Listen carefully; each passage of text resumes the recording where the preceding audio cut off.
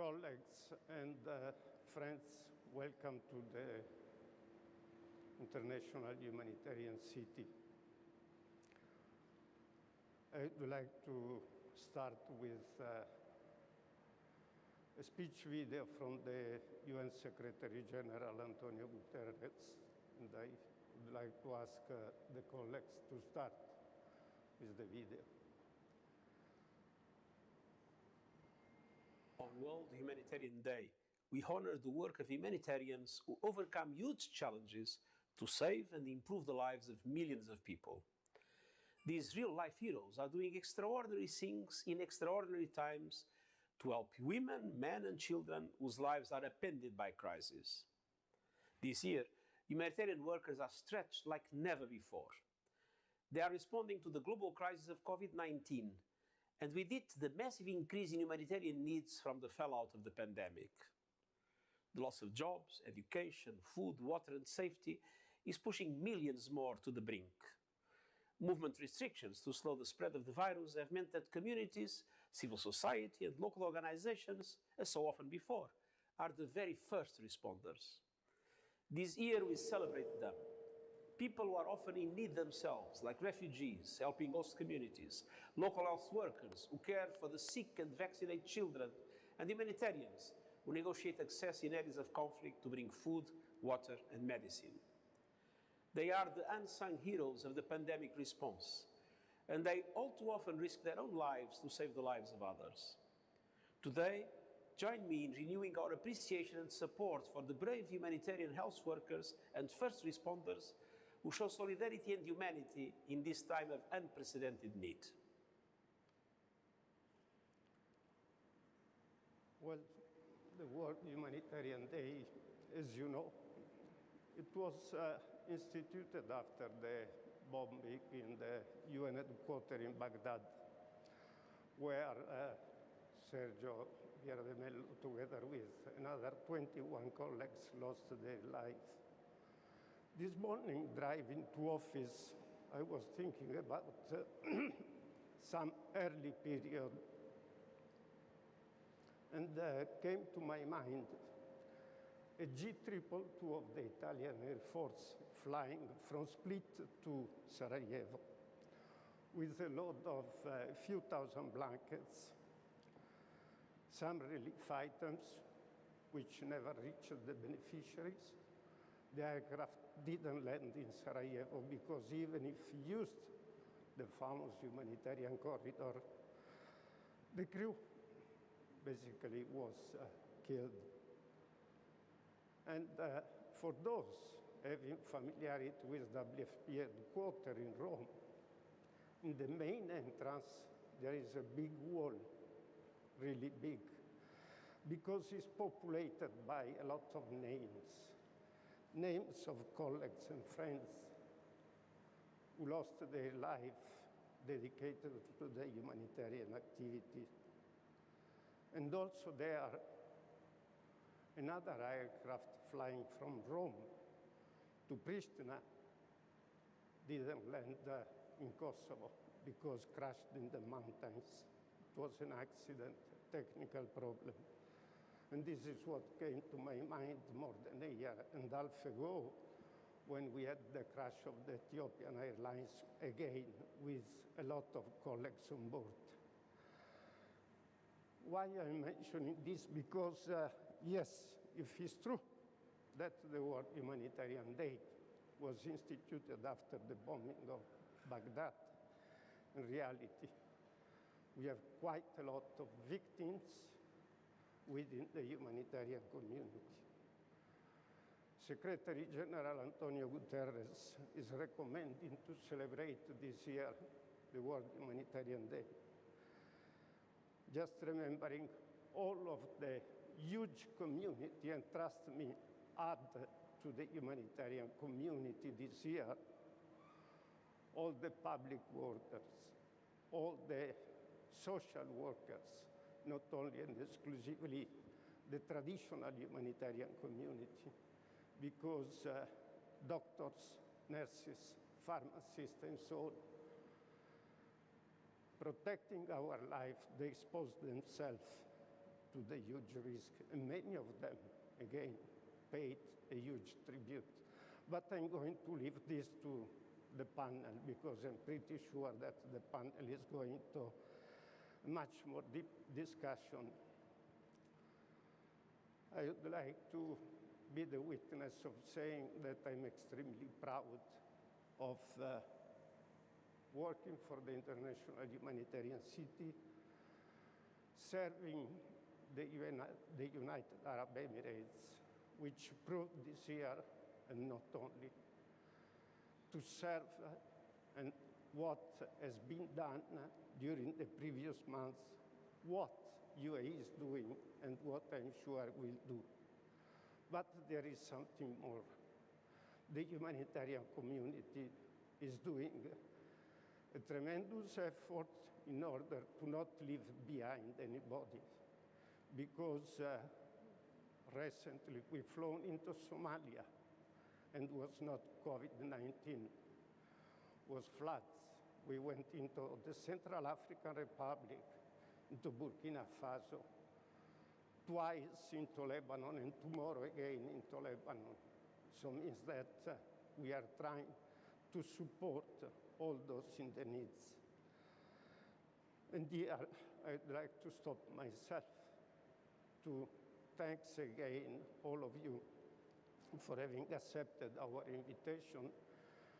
And I'd like to invite now Her Excellency Reem Hashimy, Minister of States for the International Cooperation and member of IHC Board, together with the Ambassador Fontana from the European Union, Dr. Waleed from the Mohammed bin Rashid Global Initiatives, and Mageed, my colleague from WFP, as part of this panel, which will be moderated by Faraj, Vice President of CNN Arabic, but part of IHC Board. It is really an honor for me for having you here, and please join this stage. Thank you so much. Caroline, I'm going to leave with you.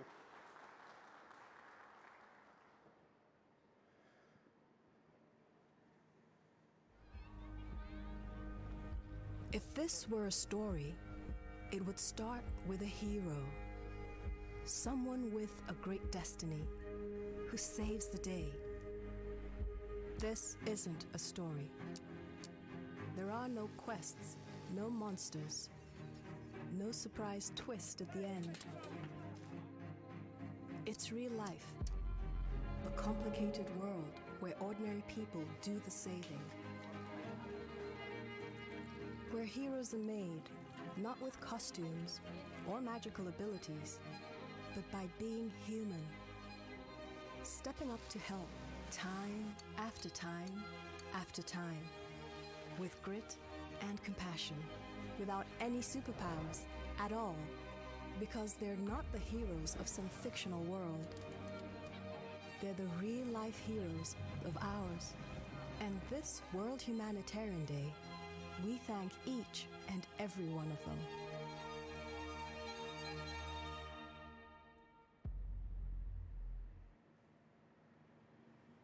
Thank you very much.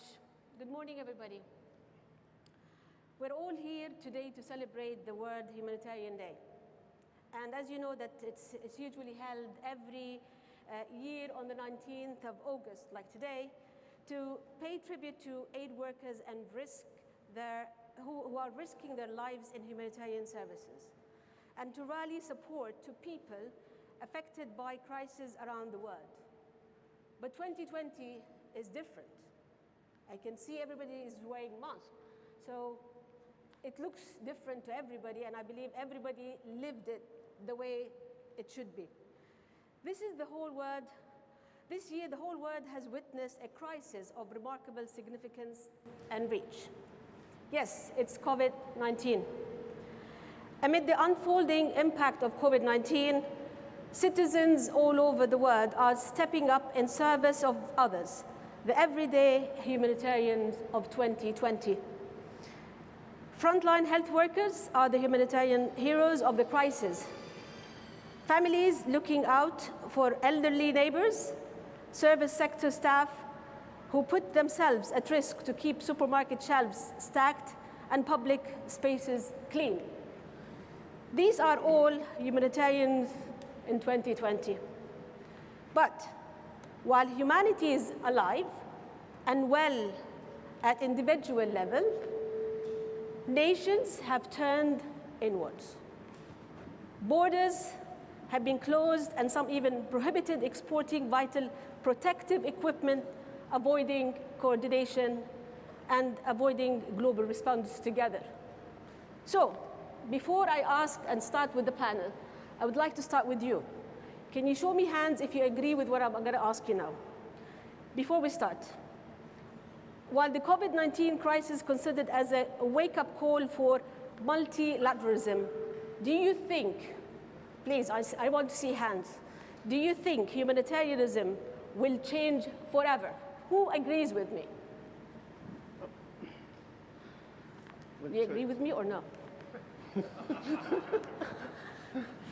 looks like as if it's by force. So the majority agrees that everything is changing. Let's start now, and let's talk with UN bodies. And let's start with Mageed. Good morning. Mageed, in the UN World Food Programme, you are doing a lot, and you have a huge number of people who are serving on the ground all over the world. Do you feel that this year is the same celebration that we used to see it every year? What's the difference in 2020 and how you're reacting as an organization? Thank you. You can remove the... It's working? You can remove the bag. The bag is just to tell you that it was already handled, and that's the new 2020. I remove the mask. Go ahead, please. Is it the same? How are you celebrating this year? Well, thank you first, and I'm really honored to be part of this panel with distinguished speakers.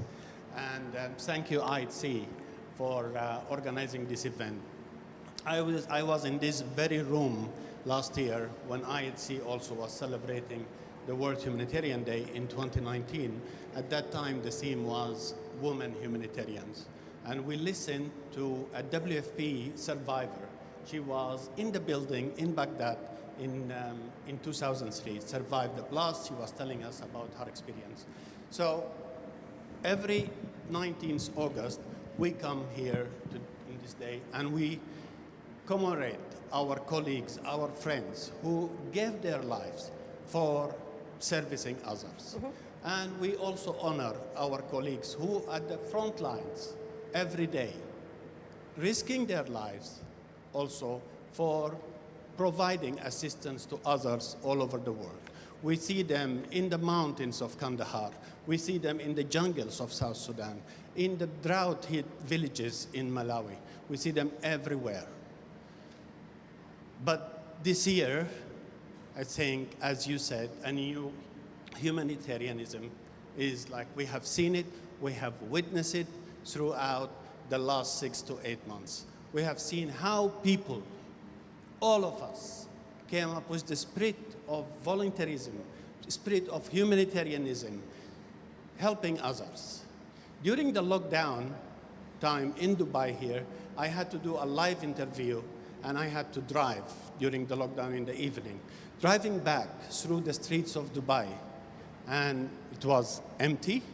What I could see there is the delivery services on their motorbikes, driving up and down the streets.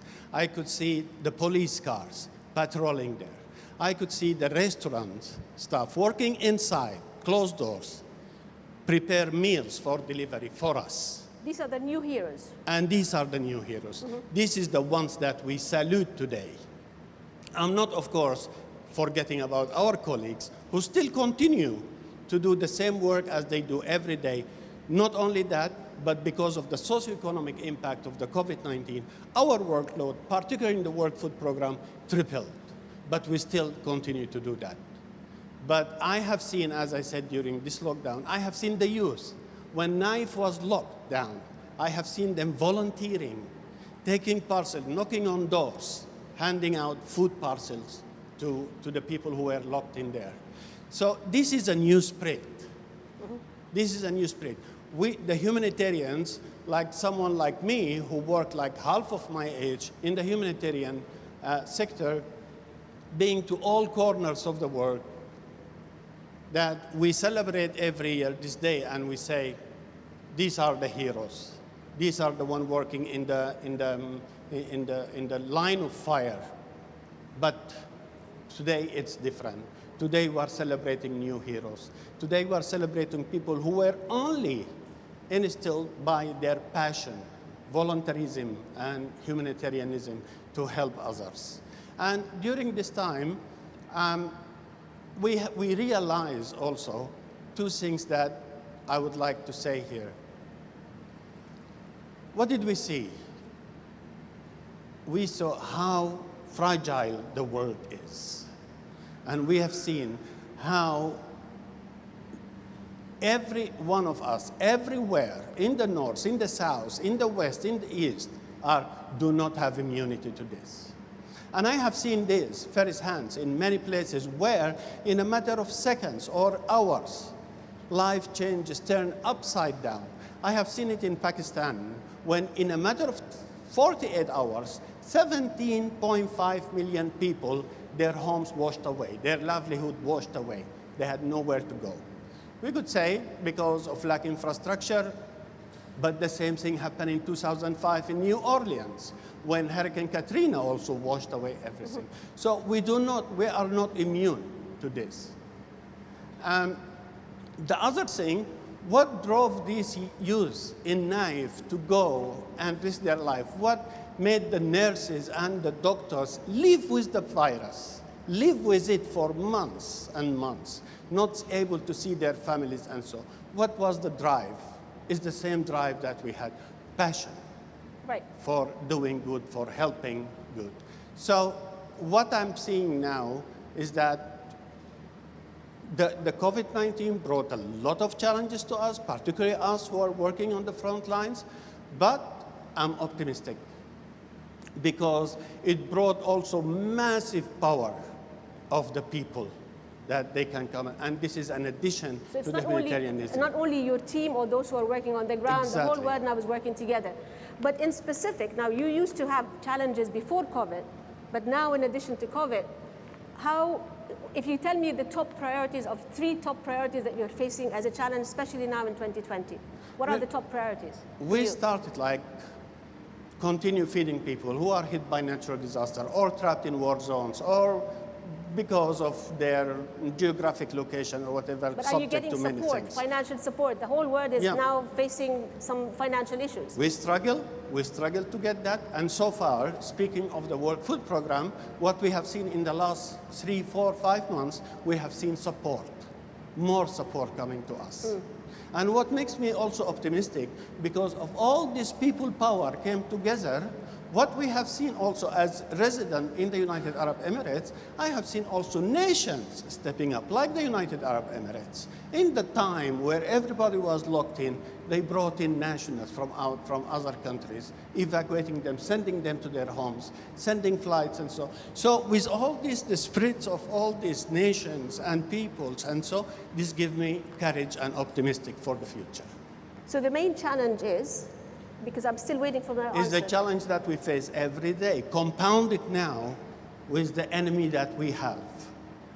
Okay. Is the challenges of funding, challenges of access, challenging of reaching those people, but now add to it the challenge of the COVID-19, which makes the number of people that we serve, like rise from 100 million to 135 million. Right. Well, because we're still talking about very critical matter, which is COVID, and also the challenges that people who are serving with you or the whole world is facing, I think it's important, even though you're not on the panel, Robert, can you shed the light as WHO? Where are we now, at least before we go to the governments and the rest of the panel? Where are we now, please? Can I get a microphone?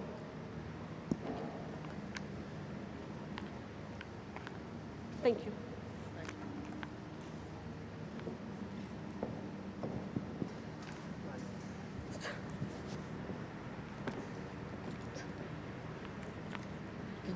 okay? Yes. Where are we now, and what are the challenges you're facing as WHO? You're the source of our information. So I think it's very important today to Can you take put a it look close? at where we are at this moment. We have 22 million people have been sickened by this virus worldwide. More than 778,000 have lost their lives. And we're now seeing an increase of approximately 200,000 new cases each day worldwide. We're very much at the beginning of this fight, and we're very much going to see a long-term approach to combating this virus. I agree very much with the statements made by Mageed that this has altered the way we do business. This has altered the very fabric of the humanitarian community, if you will, because this response is greater than any one organization can manage, and it's greater than any one country could manage on its own. On January 30th, our Director General declared a public health emergency of international concern. 5 days later, we were transporting PPE to the Philippines from Dubai. It was the first shipment out, and it was the first country that had recorded a COVID-19 death outside of mainland China. And since that time, what we've witnessed is our response has followed the path of the virus as we distributed medical commodities across the globe. But the challenges remain, primarily limited availability of diagnostics, limited availability of PPE, biomedical devices like oxygen concentrators and ventilators, and also all of the different medical supplies that go to the hospitals. Today, it's extraordinary to think about the medical professionals that are actually in the hospitals, on the front lines, who every day risk their lives to protect those who are suffering from the virus. What's interesting also about this year in terms of the challenges is that from our perspective, we also respond to other health emergencies, those that are caused by natural disasters, outbreaks of infectious disease such as cholera, and also the health needs that arise from conflict-affected areas. And we know that just recently, with the blast in Lebanon that claimed at least 178 lives and left 6,000 wounded, this again highlights the need, the importance and the value of having a pre-positioned supply of medical equipment available for deployment. But as we look forward to the future, we see the value in having a global health stockpile. But it's much more than that. It's about maintaining the relationships we've developed with the IHC, with the World Food Program, with the government of the UAE, to deploy those medical supplies to all types of health emergencies, and to be in a position to absorb future shocks to this pandemic. Thank you very much. You're based in the UAE, and I'm sure that your job is different from also your colleagues who are based in different regions. And I'm so happy that we received also a video from you telling the story how you're functioning from this region, and we're going to see it together. But that takes me to Her Excellency Reem Hashimy. The government in the UAE, the minute we heard about COVID, immediately reacted and closed everything and also started to focus on the people. And then in no time, we started to hear stories that the UAE is also stretching their hands and also helping others and still helping others globally. So what is the vision behind this? So thank you very much for the opportunity of being here. Thank you to IHC and the IHC membership.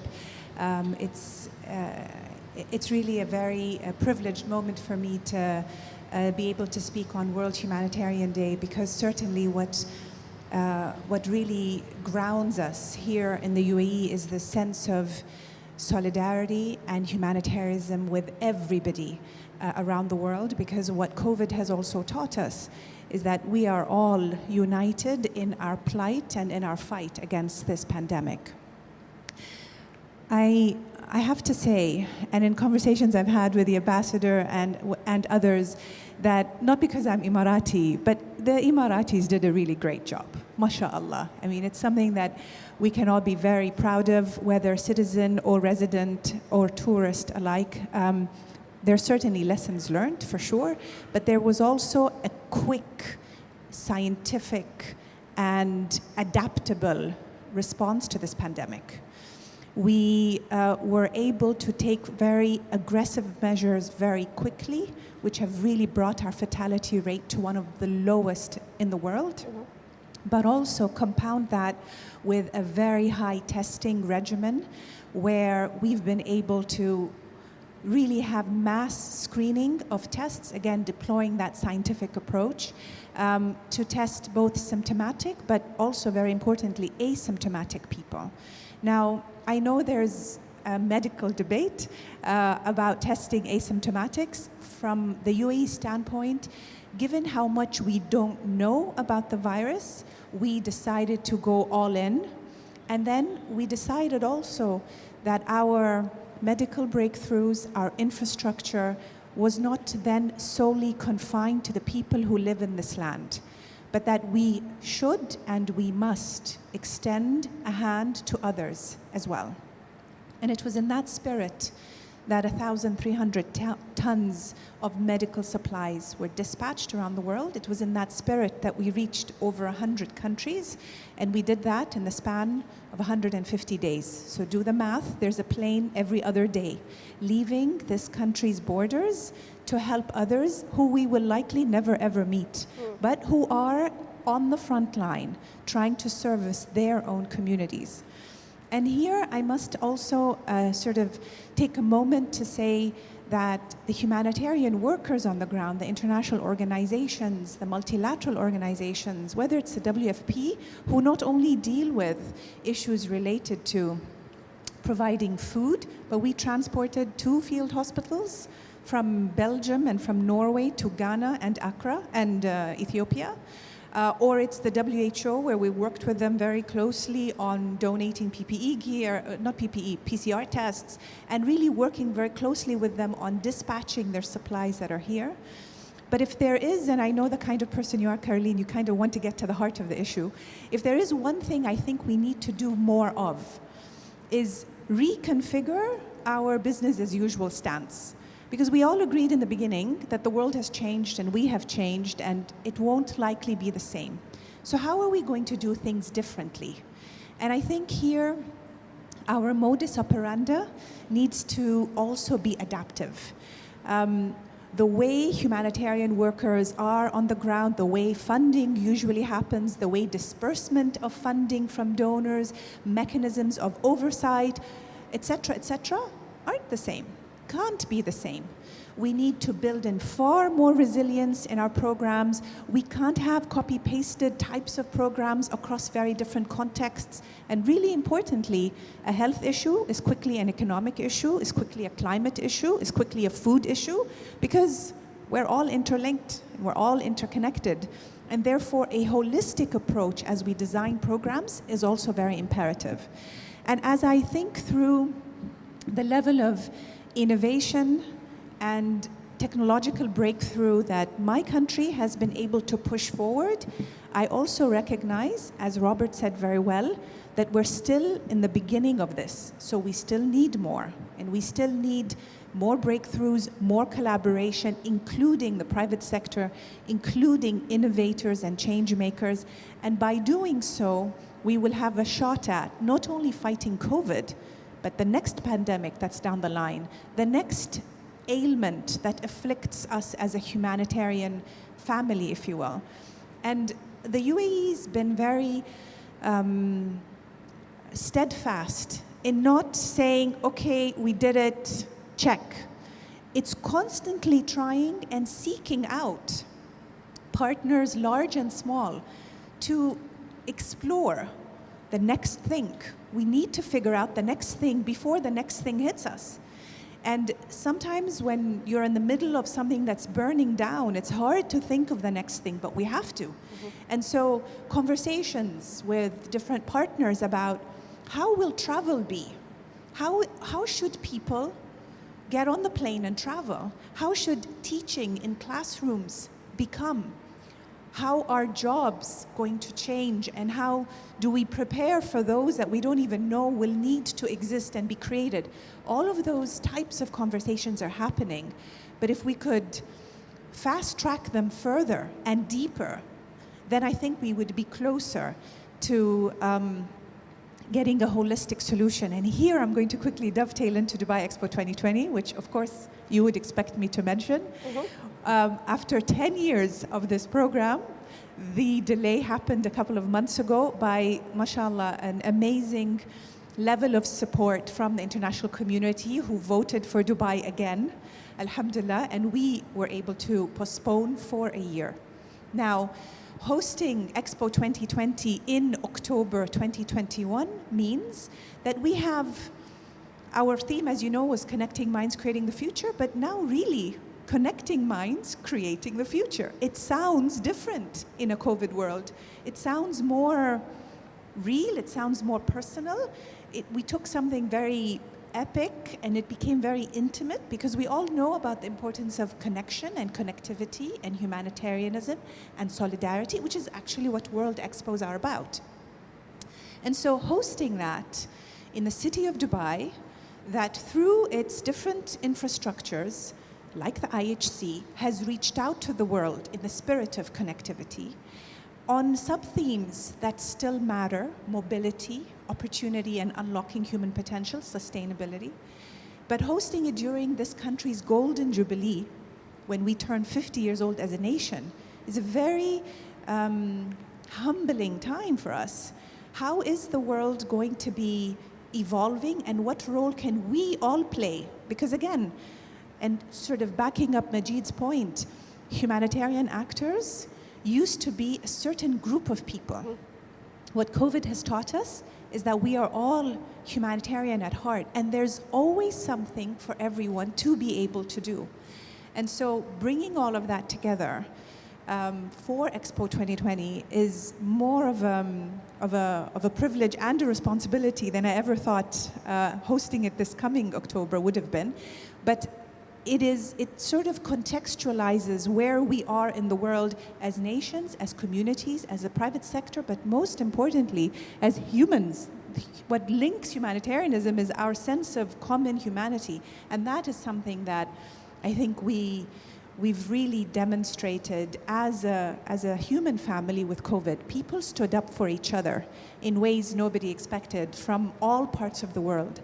And I think we should take pride in that, but we should also do something more with that to ensure that we don't struggle again as we had in the past. Thank you. Thank you. There's a side question, which is, are you going to keep Expo 2020 or you'll call it Expo 2021? No, we're keeping it 2020. Can you imagine all the marketing we're going to have to change? If No, we're keeping it Expo 2020 to also commemorate 2020, but we're hosting it in 2021. Okay, fair enough. Now, the follow-up question is basically, you close as a minister, as an official, to the decision makers and to the leadership. And I can see that whenever there's anything happening, a disaster or something, in less than 24 hours, there's a plane. Giuseppe is on the ground with his team, and they're working, and also the UN and everybody, and preparing to move forward and to support. From your experience, being close to the leadership, how do they take decision in hours like this to send support to places that, as you said, some people, you don't even know the country or know the people there? How do they take it? So I think there's first, one of our strengths is not only geographic convenience of IHC, stockpiles and supplies, but adaptability. So the decision-making process. And by the way, we don't say yes to everything. There have been many times where we know that the infrastructure on the ground will not allow for access. As Mageed was talking, access is one of the biggest challenges, where we've held back. Because the point isn't the sort of the visual of a plane going. The point is that that has impact on the ground there for people who need it. And so in all of the conversations I've always had, there's a compass that barely moves. And the compass is always centered around, can we be useful? Will it be helpful? if we send what we have. And we have sent things when even our own supplies have been low. I've been in conversation when I am told, Reem, we're sending this, we still don't have our new supplies coming in. We're expecting it in 48 hours, but we're sending this now. Make sure that folks on the other end are able to use this effectively. The number of calls Giuseppe and I have had in all hours of the night, and his team, I have to say, a really remarkable team, has been a testament to that ability to move. Beirut, we moved within 24 hours. You sent me a message in less than couple 3 of hours? 4 hours. I said, by the way, something's coming. We moved from 10 tons to 40 tons, and things are, it was first the first shipment, and now we've had, or first plane, there have been several. So this sense of reaching out is integral to who we are, as long as we can. I think that's the other barometer, Caroline. We feel a responsibility because we are currently able. This came from Sheikh Zayed, it came from Sheikh Rashid, you see it in Sheikh Mohammed and Sheikh Mohammed, and across even the people of the UAE. When Mageed asks, what makes a young person go to Naif and volunteer? Well, because he can. And that sense of, I have a larger obligation because I'm able, is something that also permeates our policy. Now, we are concerned, however, that in the fight against COVID, we're also seeing a few other things emerge. When you look at, the problem with locusts in East Africa, when you look at famine figures and agricultural figures, when you look at food supplies potentially being cut, which was a conversation 2 months ago that we were concerned this might happen.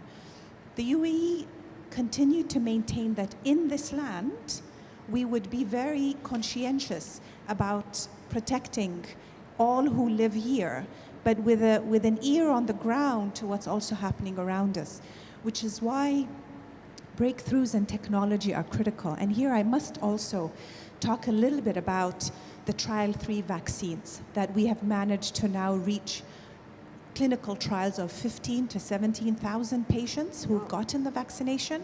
This, I think, in the next couple of weeks is going to be a big game changer. And so look how far we've come together in just a span of 5 months, how far we've come as a community. Everybody is law-abiding here. Masks, social distancing, you see it in malls, you see it across the board. The community has responded to government directives because the community trusts the government. It trusts what is being said by public health officials, and it has adhered to it. But then also how we've tried to take some of the privileges that we have and reach out to others. And because my work is international cooperation and my work is really traveling the world, I have been in touch with folks who've said, we just received this Reem. I'm lucky because I get to see the other side. They send me the pictures, they speak of it, and we will all remember where we were and how we were in 2020. And it's one of those stories for the grandchildren because they will say, oh yes, the coronavirus. And we should be able at that time to be able to speak with a level of conviction, but also a level of, I think, pride that we did the right things at a very crazy and difficult time for the world. Thank you very much. Definitely we have more questions later on, but I would now move to Your Excellency, Mr. Fontana. We've seen the EU closing borders, looking inwards, and what exactly is the situation now with the COVID and your plans basically to go back to life? Thank you, Caroline. Thank you for inviting us today to celebrate International Humanitarian Day, and thanks to Her Excellency for hosting the International Humanitarian City in Dubai. I think that it's clear that from the European perspective, if I look at our experience in the EU, the beginning of the crisis, and as you know, Europe has been the continent as a continent which has been first impacted by the crisis in a very strong way. We had some initial reactions that was national, that was closing off the borders and not really devising a response that was common. But we've seen rather quickly, I think in a matter of a few weeks, that that was not the right approach. We know now, several months down the road, that this virus is a global issue, is a global challenge, and that these kind of challenges that are global require global solutions. And I think that this shows that we need to work more together. There is an African proverb that says, if you want to go fast, go alone, but if you want to go far, go together. And I think it's a good illustration of how we should respond to the virus. I think that we need more multilateralism. We need more multilateral organizations such as the WFP, such as the UN. It is clear that this crisis has shown that there are limitations or lack of capacities in some of our organizations. But for us, it is also clear that we need more of these organizations to help us work better together. That in response to the sense of humanity that Her Excellency mentioned before, we are very interconnected. We're in a world where when something happens in China or wherever, we are all affected. That means that we have to work more together. That's what we have learned in Europe. In response to this, in a similar way to what Her Excellency has described, we have also felt that we should not just focus on Europe, on the many problems that we had to deal with, especially during the first weeks of the crisis, but we also have to bring our support to other countries, to the most vulnerable ones. And we have put together a concept called Team Europe that brings together the assets of the European institutions, of the EU member states, of our financial institutions like the European Investment Bank, the European Bank for Reconstruction and Development, bringing our aid to third countries around the world. And this has been including humanitarian aid, like the emergency response that some of these countries needed, but also support to their health systems, support to research.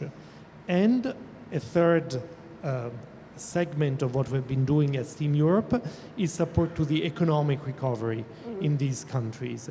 Because first there is the hit to the to the population because of the virus, then there is a hit on the health system, but we should also remember that there is an ongoing economic crisis that many of these countries are going through and which will have longer-term implications and which will, I'm afraid, also increase the vulnerabilities and the disparities that exist in many of these countries. And we have to focus on that as well. If I had a wish in how we want to see, I want to see a different world, and we have agreed that the world has to change, is that when we build it back, we build it different from what it was before.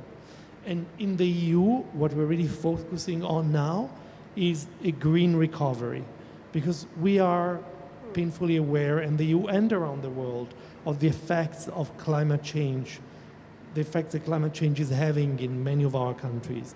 And I think that there is an opportunity here to build things in a different way, taking into account what is happening to the planet and our responsibility to leave it to future generations.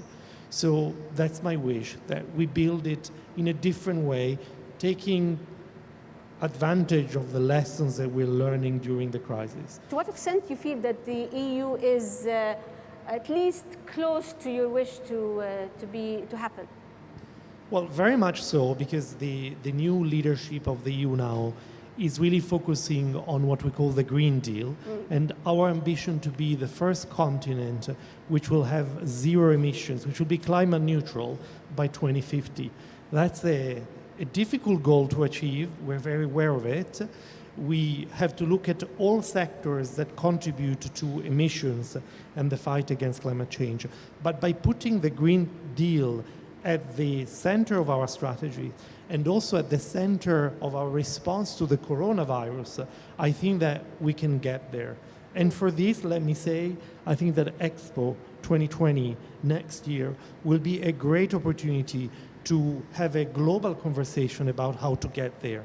Because of course climate change is not just an issue in the EU. I mean, we made it our priority with the Green Deal, but we're very much aware that this has repercussions all around the globe. So which better opportunity than Expo 2020 to sit down with all the countries that will come from around the world to Expo and see how we can build this world better together by, as Her Excellency has said, connecting minds and creating a different future. Speaking about connecting the mind, and also you mentioned something about research. The body is called European Union. Are you unified when it comes to research, especially with research related to COVID? Are you doing something together as EU?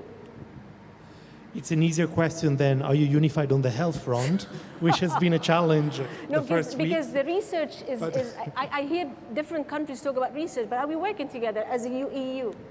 Yes, we are. I mean, this is an easy question in a way, because research is one of the competencies of the Union where a large part of the European Union budget, and we have just decided on the budget for our next 7-year period, devotes an important share of the budget to research. And not only. In the midst of the pandemic, we launched a global corona response that was a platform where we have invited many countries around the world, including the UAE, including Her Excellency herself, who participated in that virtual summit, where we have been gathering 16 billion euro of funds from around the world for research, for testing, for medicine and treatment of the virus, and for the vaccine. So we are very much united, and so taking funding from around the world in channeling funds for finding the vaccine and improve our testing capacity. So on the research, there are several labs working now all around Europe together with funding from the EU that has the advantage that it creates links between labs, and we have a long history of collaboration in the EU on the research side. Amazing. So this is something where there is a race for the vaccine, there is something going on in the Emirates, but there is also a lot going on in Europe, and I think that's one other area where we are trying to connect the dots and have a stronger response together. And we also heard about the recovery plan. So where are we now with the recovery plan, especially that we're talking about a second wave? We have decided on the broad contour of the recovery plan, on its budget, which is 750 billion euro. We have also decided, as I told you before, that it needs to be a green recovery plan. Now we are looking at how to implement this. So we still need to have the approval of the European Parliament, because the Parliament has in the EU a big role in ensuring that there is a democratic check on the decisions that are taken. But after the summer break, you will start seeing how we're going to implement this. The member states are preparing the proposals that are going to be funded by the recovery plan. So it's not something that is as immediate as what we have done with Team Europe sending humanitarian emergency around the world, but colleagues are working now on the specifics of the plans that you will see in the different European Union member states to help the recovery. In the meanwhile, we have made funds available to make sure that people would not lose their jobs, that salaries would be paid, that companies would get some aid from the government in order to keep them afloat, as we're seeing in many countries around the world, including this one. But the recovery plan is about how to bounce back and how to build an economy, as I said before, that is different, that is sustainable, that is green, that is inclusive, that is more just. Okay, can I ask a personal question? You're here. Did you think, at least for a second, that you want to go back home in March, that I'd rather go home instead of staying in the UAE? Well, first of all, I'm going back on Saturday. As a human being. I'm going back on Saturday. It's the first time since the beginning of the pandemic. I just did my test this morning. It was organized super well. I've been treated really, really well here. And this is just an example of how safe we felt here all along. I think that the government was very quick in its response. It was hard at the beginning to be confined at home, but very quickly we found ways to communicate. We hosted Her Excellency, for example, in a meeting of all the European Union ambassadors to speak about the situation and speak about Expo in the future. This has worked really well because also the level of technology here is very high. It's true, this is not true all around the world, unfortunately. But I think that we felt safe and we felt that the response here was very quick. So, I mean, we all miss the home, but you know, it was not a sacrifice to work here during the pandemic. At the same time, I'm very happy after 6 months that I can go back to Italy and see my mother. I saw actually a message from some, I'm not going to mention which country, a European ambassador who basically advised his people here in the UAE not to go back home because it's not safe back home, which was really good to see. At least it gives us confidence that we are in the right place at the right time. Mr. Waleed, you're doing through your organization a lot of philanthropy work and also working with the grassroots and the youth. Tell me a bit about what you're doing. Well, first it's a pleasure to be here among this amazing group. I think we all agree that COVID-19 implied very complex situation and that it expanded way beyond the health sector to the humanitarian sector, the supply chains globally, the education sector was massively impacted. Every sector, business, everybody was impacted. And that, like Her Excellency Reem said, required a very different way of responding. It should be holistic, innovative, collaborative, and fast. At MBRGI, Mohammed Rashid Global Initiatives, the response was kind of holistic through its partners, starting from the relief, global relief and humanitarian aid through the humanitarian city, which I think we already discussed and highlighted the amazing efforts happened here, to the education sector where we have many initiatives. For example, Dubai Care did great efforts locally by doing an initiative to Education Uninterrupted, where they provided tablets to the less fortunate students to continue their education. Also, their efforts were globally, hand in hand with the global education community and UNESCO, to continue education uninterrupted. In addition to education, also one of the initiatives of Mohammed Rashid Global Initiatives was Madrasa, which is an online learning platform providing high-quality educational content in Arabic. And fortunately, it was there in time to support education continuity globally. And we witnessed triple the traffic, and we had between March to June more than 10 million page views and daily 50,000 lessons happening through Madrasa. If we talk about education, health sector, I can mention an example from Al Jalila Foundation, where they did a global research to the genome of the COVID-19, and they brought together the global community through seeds of funds and scholarships to study more the COVID-19 within a global effort. So all of these are local and global initiatives and activities that happened across MBRGI initiatives. In addition, I think the main lesson learned from that is the collaboration that happened globally and locally in UAE. And with the innovation that happened to speed up the response.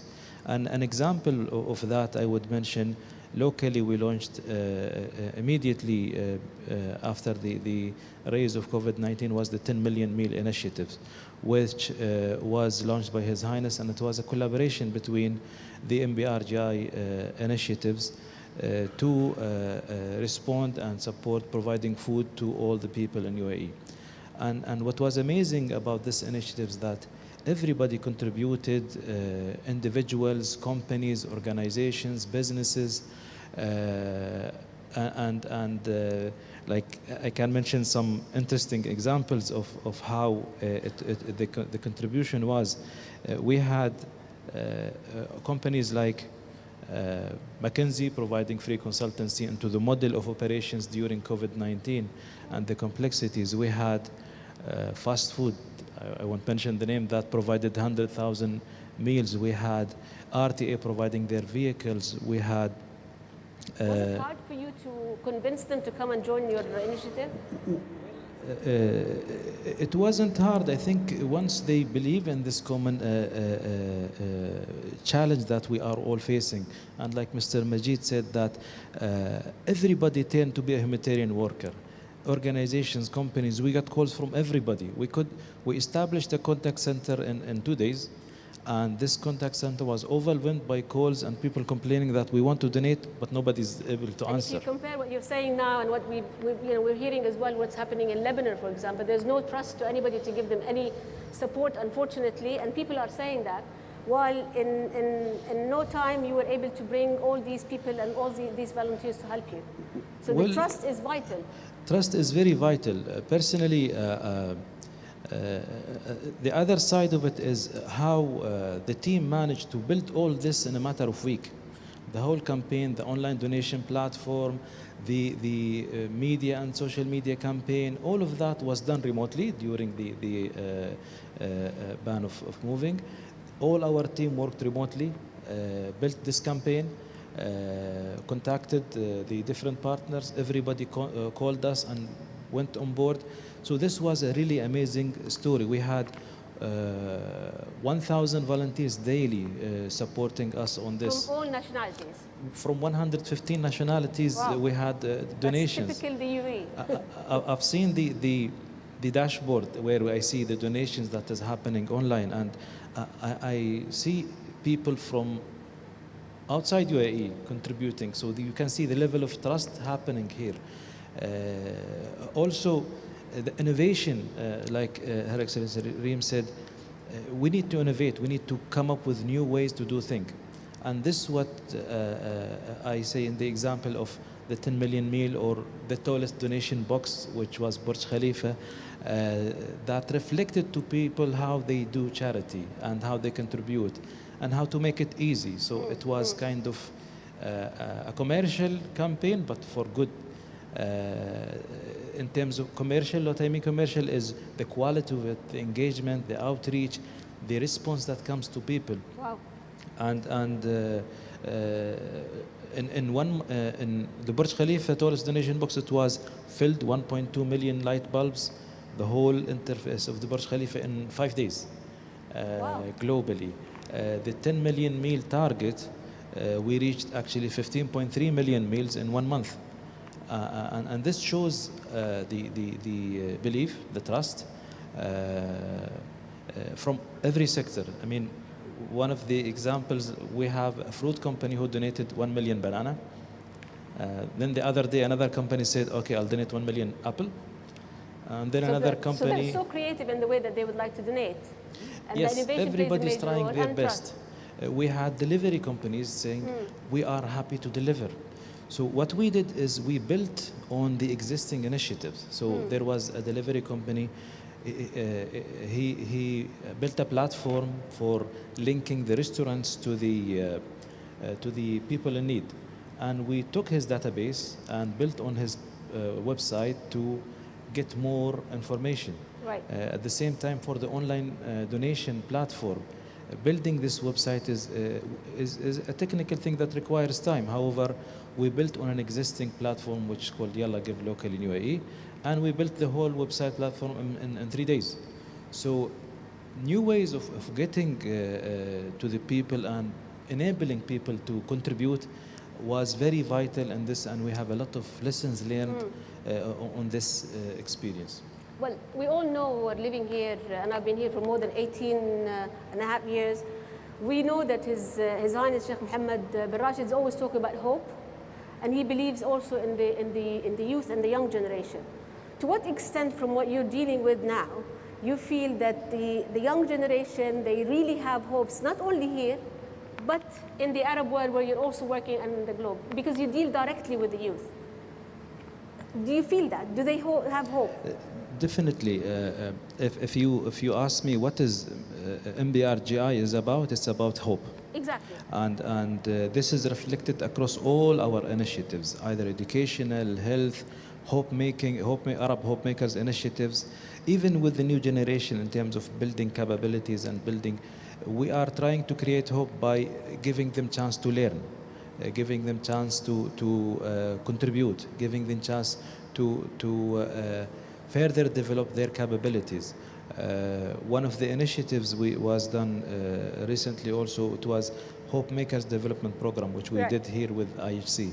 And we brought a group of really talented people to further develop their skills in the humanitarian sector, to be thinking beyond the traditional way of doing humanitarian work.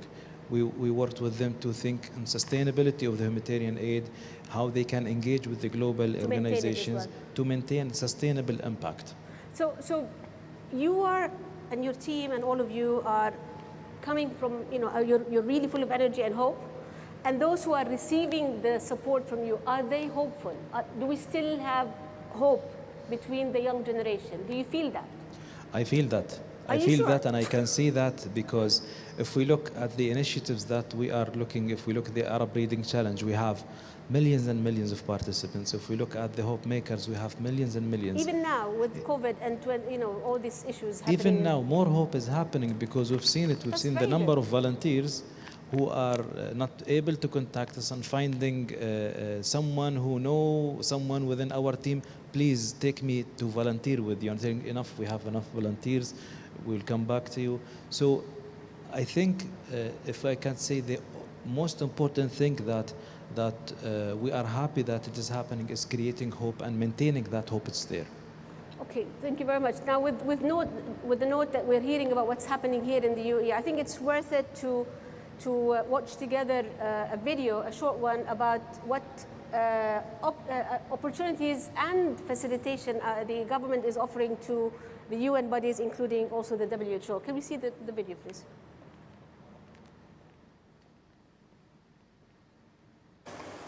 We began responding to COVID-19 in late January, dispatching PPE to the Philippines, the first country to record a COVID-19 related death outside of China.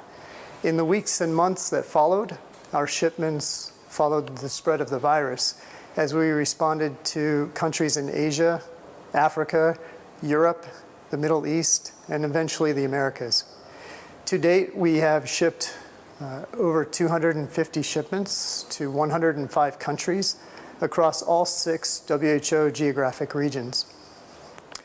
In the first few months, the operation accounted for approximately 80% of all PPE dispatched globally.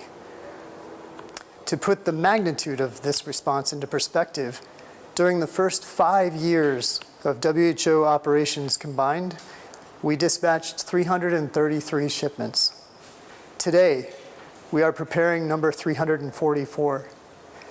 More than 5 years worth of work in just 8 months. The main challenges facing our operations and the humanitarian community continue to be the availability of medical supplies, as well as limited transportation capacities. For WHO specifically, we must also simultaneously respond to health emergencies within this emergency. Most recently, responding to cholera in Africa and also to the blast in Lebanon. Our normal emergency responses are critically complicated by COVID-19.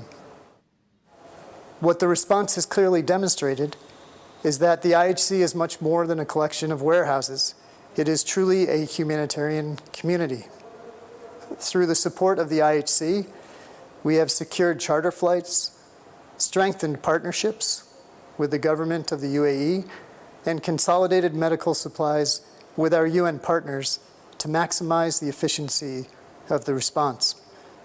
No one knows how this story will end, but what is clear is that this humanitarian community is absolutely vital to the COVID-19 response, as well as our broader responses to humanitarian emergencies worldwide.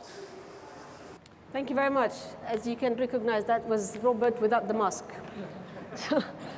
I would like to open the floor now for some questions. If you have any questions, please raise your hand, and the panelists will also be happy to answer, and the microphone will come to you. Anybody has got a question? If you don't ask the question, I'll ask you a question. So be prepared. Nobody? Everything is clear? That was very quiet.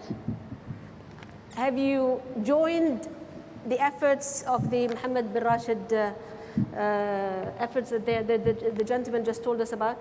Have you heard about it, and have you joined them? Yeah, of course. Tell me about it, please, and introduce yourself. About who are you? Yeah, about myself? Well, yes. Yeah, I'm Faraj, Manager Development UAE at Smart Trade. Yeah. Okay. What's your name again, please, and who are you? Sorry. Yeah, I'm Afaf Mekki, Manager Development UAE at Smart Trade. We provide a free cleft surgery for the children who born with a cleft lip and palate. So, what did you do to support others in COVID? Actually, all the surgery, almost all, in most of the countries, are postponed. But we're able to do speech therapy, online speech therapy, and we're able to provide synthesizer with our partner, our hospital's partner. Also, my voice is clear. And also we're able to make nutrition, inline nutrition, because baby when he born, he cannot, with the cleft, he cannot, the mothers, he cannot feed him. But you're doing this online? You're not yeah, doing we do okay. session nutrition online. That's the new world that we're living in. And speech therapy also, because the children, he cannot speak well. So most of the country, we're able to do that. Like we're able to do session online, speech therapy. But the good thing is that in Middle East, the surgery doesn't stop. So you're still doing it even during COVID? Limited. It's not like before actually, but at least some countries like Egypt, Pakistan, we're able to provide a free surgery in some countries. Thank you very much. Thank you very much. Sorry. Can I have this? Can you give it to me by hand? It's okay. Thank you. We have here the British ambassador. Can you tell us how are you surviving with COVID? Well, not getting it personally is the main thing. We very much of what my EU colleague has said. I think this is about building back better, greener, building together, building a fairer society. So, it's making sure that we take the good of what we've learned about how we've responded to COVID and expand that into every sphere, whether that's humanitarian and looking to the equitable distribution of a vaccine, through to continuing to work on dealing with the inequalities and what will be inequalities of impact of this disease. And I think we're very proud also that in the UK, there's a phenomenal research effort going on, whether that be on vaccines, but equally importantly on treatment. I think, as in many countries, the response of our health workers has been phenomenal. Just in terms of our personal courage, what I was most impressed at is that our the doctors were already establishing research projects from the very moment this came in, looking at different treatment options, turning those into research projects, looking at the genomics, all the different aspects of it, so that we could maximize and accelerate an effective medical response to this. So it's been a tragic year, let's not forget that, and the tragedy continues in many humanitarian crises that have nothing to do with COVID. But I think it's also a year in which we can feel proud of how the world has responded. Like my EU colleague, I'm very glad I'm posted here. This has been another inspiring example of how both to respond to the pandemic within your own country, but as Her Excellency was saying, to reach out and make that part of your engagement internationally. Thank you. Thank you very much. Thank you. Okay, let me go back to, anybody got any question? No? Let me go back to the panel. Mr. Mageed, can I give you this? Sorry. Can you tell me now, in the coming 6 months or to the end of the year, it's actually less than that, till the end of the year, what exactly your priorities are? What are the priorities? Well, as I said, the socioeconomic impact of the COVID-19 actually brought the number of the people who are like struggling to feed themselves on the day. We know that people in the informal sector, they lost their business because of the lockdown measures. So this increased the numbers. Big challenge ahead of us today for the World Program is to be able to reach to those 135 million who are in dire need of WFP assistance. This is one of the biggest challenges that we are scaling up. We have never, like never before, we have scaled up to this level of the people that we expect to receive our assistance. On the other side also, we start working with governments because unfortunately, let me just say this and then come back, unfortunately, humanitarians will always be there because natural disasters will never stop. Man-made conflict will never stop. So we will continue to see. You cannot do it remotely. You cannot just do it via Zoom. Well, you have to do it physically. We cannot deliver it by Zoom in one way. So having that on one side, we still need to work with governments to build their safety nets, to make them able also to take stand, working with the populations as well, to make them also participants to that and take part in the solutions as well. So it's not like business as usual as we used to do. Yes, continue to save lives, but continue also to change lives of these people. So these are the main priorities for us for the next 6 months. One thing also, and our executive director always keeps saying this, we reminded the world back in 2019 that we are going to see the worst year in 2020. Now we have seen it, but we are preparing for the worst also in 2021. You need to get another one now. Yes. But also you have another responsibility to make sure also that your staff who are doing their jobs are also safe and protected from COVID, which is another challenge that you're facing, right?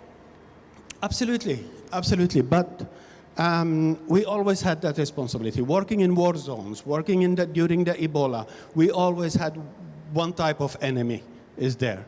And protection of our staff, of course, is of utmost priority because without us being protected, we will not be able to deliver to others. So help yourself first to help the others. This goes without saying. Yes, we have to prepare and be ready for that. And just to give you an example, we have people, for example, because of lack of airlines working, because of border closure, we have people locked in South Sudan, in Afghanistan, in Syria, and whatever, and so on. So now we launched a program for those who are in headquarters, those who are in other cities, come and replace them. Let them be able to go back after 4 or 5 months of being locked, go back and still stay with their families to come back. So we have to do this all the time. We are like an organization with a workforce that is prepared on daily basis, take risk. We have to, because without that, we will not be able to do our job. And I believe everybody appreciates everything that you do and also the team on the ground. Let me also ask Your Excellency, you've done a lot domestically and also outside, and you're supporting a lot, you're doing lots of tests, but you're still not on the green list to many countries. Why is that? What do you need to do?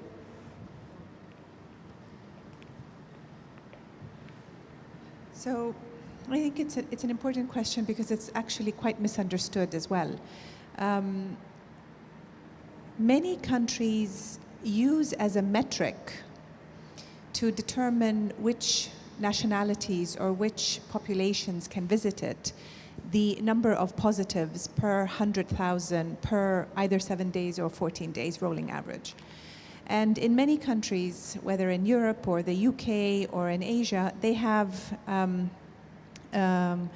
I guess, different filters. Now, it's not the only filter. They look at availability of COVID tests. They look at fatality rate. They have something called epidemiological intelligence. But effectively, the UAE has more positive cases than many other places because, as I said earlier, we also test asymptomatic patients.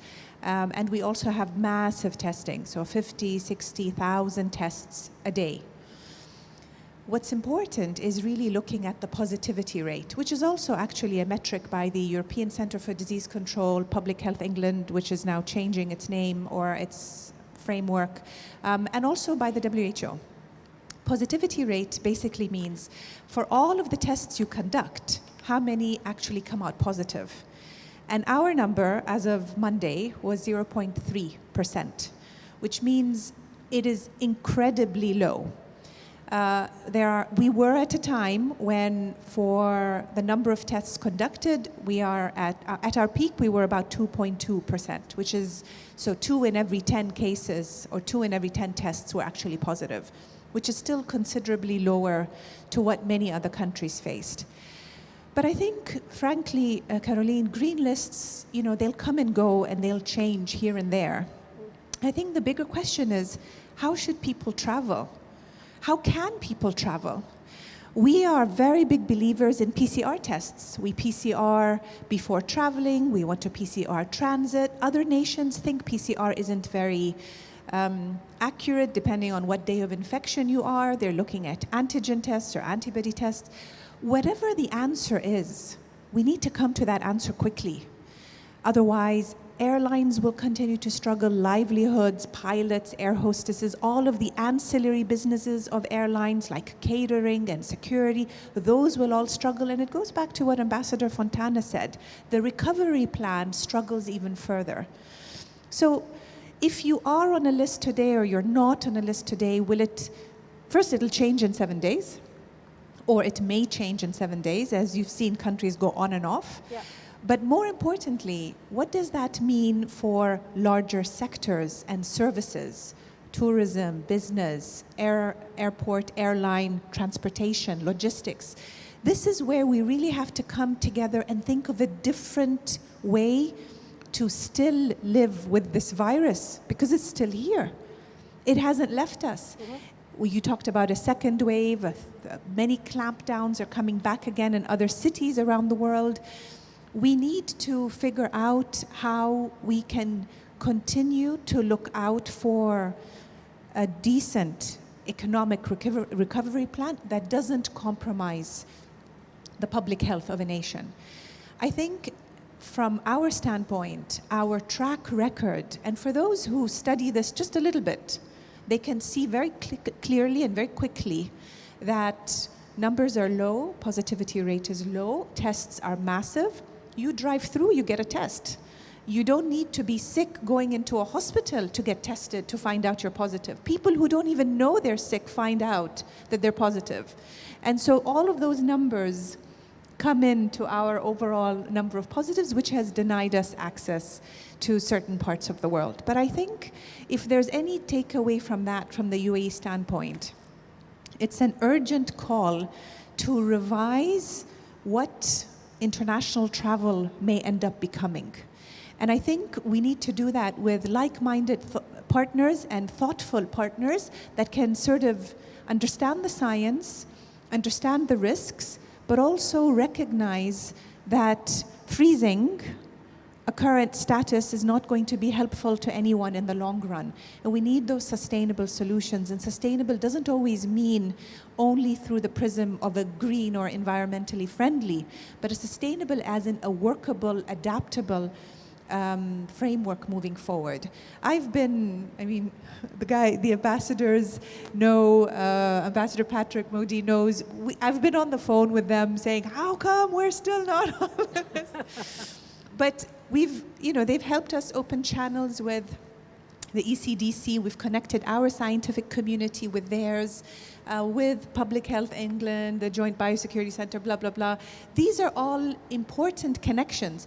but it doesn't change the reality of where we're still not at, which is we still don't know yet how to continue to live with this virus in its ambiguity. Maybe we're waiting for the vaccine, maybe things will be better by then, but however long that takes, we can't continue to stay in limbo, because when livelihoods and economic recovery gets compromised, it's a domino effect. By the same token, we can't go back to the dark days of March and April. So how do you thread a very delicate needle between two really very important realities? And I think that's where you need a different way of doing things that's more innovative, less bureaucratic, and just practical and scientific. And here I'd love to say a word. My colleague Waleed talked about hope, and I think it's opportune to talk about the hope probe as well. The hope probe for us, led by my colleague Sarah Amiri, who's an incredible human being and an amazing minister, and a full team of young and experienced people, it signifies how from the Arab world and from the UAE, we are looking at scientific breakthroughs. Today it's in science and in COVID. Tomorrow it's in something else. But it's about appreciating and pushing forward the young people of this region at the forefront, for them to be able to really shape that destiny and take ownership around it.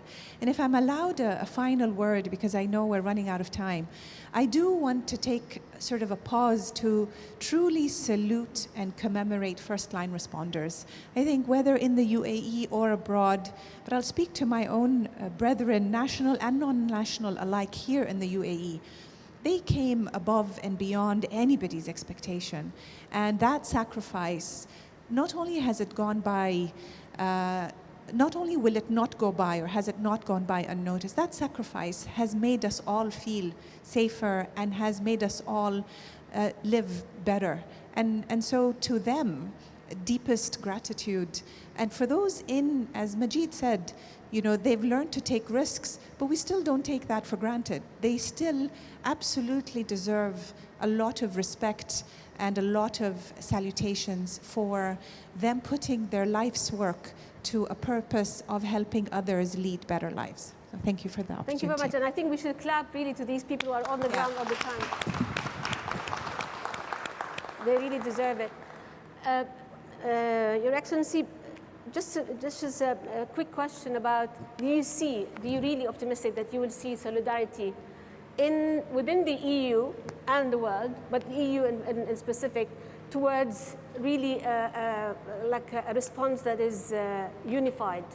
Do you really see that? Are you optimistic that this will happen? Yes, I think is the long and short of it. First of all, I think it is incumbent upon us to be optimistic, because if we're not optimistic, we're not going to get out of it. So it's important that we maintain our optimism, our energy in order to solve the situation. What I see, you were speaking about priorities for the rest of the year. What I see as a key priority for all of us in the next coming months is, first of all, to collaborate in order to find a vaccine to the virus. Mm-hmm. But then, as important, to make sure that all countries around the world, that all people around the world will have access to this vaccine. Because if the vaccine only exists in a few countries who can afford it, then the world will not come out of it. That's not a solution. So that's why we support COVAX, which is an initiative with Gavi that is really trying to book enough financial resources and enough vaccine doses when they will be ready to distribute them to countries which are vulnerable. And I think that's important, and that's part of hope for the world, because I think that you cannot just have hope for one country nowadays, because as we said before, we are so interconnected. We need to travel. So how can we travel if we're only going to be okay in Dubai or in, I don't know where, in Milan? We need to come out of this together, and we need to maintain the hope for all of humanity. That's very important. The humanitarians, they help us to do this, to make sure that where people are suffering most They can get aid, they can get some help, but we also, international organizations, European Union, have a responsibility to make sure that the more vulnerable countries also have access to the vaccine, to the test, and to the treatments that are needed for the COVID virus. That's very important, because I think with the economic situation globally, a lot of people would need it and they need the support. Absolutely. Thank you very much. Please. If I could just jump in quickly, one of the things we've been talking about is, just as we have sent, PCR kits and PPE gear and masks and what have you, could we also potentially help the disbursement of the vaccines once we have them, and really capitalize on the network that the UAE has around the world to aid in the disbursement of these vaccines? So what the ambassador is saying about if only certain communities are vaccinated, it is as good as nothing. And unless we all get vaccinated, we won't really be safe from it. And it's very similar, if you are aware, to the UAE's commitment in the eradication of polio, which we have been working on for at least I've worked on it since 2009, and 11 years now. The eradication of polio, which was at that time Nigeria, India, Pakistan, Afghanistan, we moved slowly with the WHO very aggressively to now have it only in a very distinct region between the federal autonomous states of Pakistan and of Afghanistan. The reason why I mention it is, with COVID, those vaccination campaigns have taken a step back. And now we are seeing recurrence and resurgence of polio in places where we were hoping we had already clamped it out. And though they're very different diseases, the concept is the same. Unless you can vaccinate across the board, you won't be able to truly protect societies and communities. And so, inshallah, once this vaccine is out there, once it is effective, affordable, and egalitarian in its reach to everybody who needs it, Indeed. There is no doubt that the UAE will play a strong role, as it has in the last 5 months, continue with its track record of ensuring that it is also accessible to others who are less fortunate. So I wanted to just jump in to reaffirm my country's position and my government's policy in reaching out across the entire value chain of what this pandemic has actually done to us. Thank you very much. That's very helpful, absolutely. Final say, you're the ambassador of hope. What do you say to the young generation in the Arab world first, then the globe? Well, like Her Excellency said, hope is there, and UAE sent the mission Hope and opened a nuclear plant, and many mega projects are taking place during COVID. Many great projects like the 10 million meals, all other humanitarian projects happened during the hardest time of COVID-19. So what's your message? My message is the world will, I would call it, we have BC, before Corona, and after AD, after disease. All the sectors will not be the same. We have amazing opportunities of innovation and changing the ways we used to do things. And this will be our kind of leap into the future. Thank you very much. Thank you very much for everybody, my panelists, and as well as the audience and our host, IHC. I would like to thank you all for coming, and this is another proof that we are, alhamdulillah, we are all safe. We still can be active and attend some activities, but at the same time, we have to be very wise how to handle it. So thank you very much, and be safe. Thank you. Thank you. You can put the video. You can put the video. There's a short video if you are interested, but it really shows the people who are suffering and the real heroes of 2020. Please.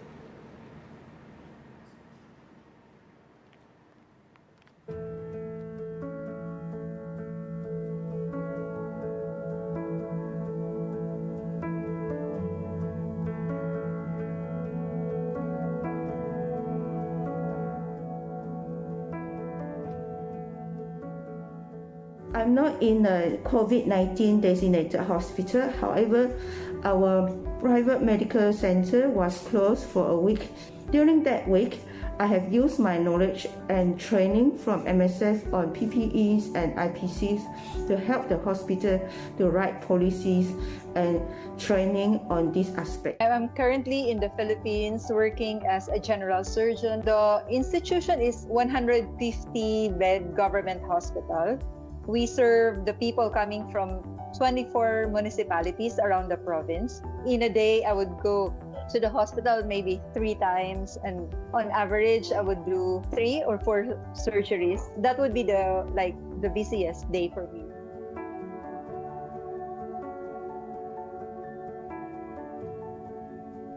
Thank you for being in the front line. Thank you for responding to the call, because the world really needs all of us right now. Thank you for your kindness, for your perseverance, for your passion and compassion in dealing with the situation at hand. For your dedications and for working so tirelessly providing medical care to the patients.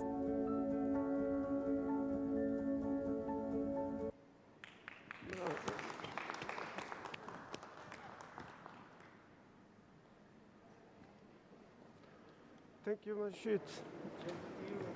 Mageed, no, nothing. It's not yours, don't worry.